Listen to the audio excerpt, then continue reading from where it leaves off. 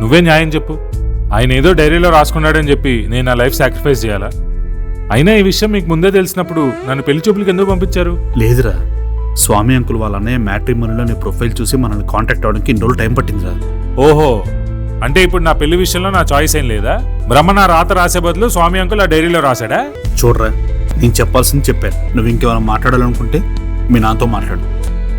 కానీ ఒకటి మాత్రం గుర్తుపెట్టుకో, నీ పెళ్లి మాత్రం నందుతోనే. తారా చీర అని చెప్పి ఏమైనా సిల్క్ వేషాలు వేసావనుకో, సీను సితారైపోయింది. పై తెలిసిన ఫ్యామిలీస్ ఏమైనా చేసావంటే గొలగోల అయిపోయింది. ఏంటి బాబా ఇది? ఇదేమన్నా సినిమా అనుకుంటున్నావా? లైఫ్ నాకు పిచ్చెక్కుతోంది. నేను ఎప్పుడే వస్తా. జరగరా, జరుగు. ఆడెవడో డైరీలో రాసుకున్నాడంటే నన్ను బలి చేస్తున్నారు వీళ్ళందరూ కలిసి. చెయ్యి. అయినా మీరు ఆఫీస్కి ఎందుకు వచ్చారు? వాడు రూమ్కి వెళ్ళొచ్చు కదా.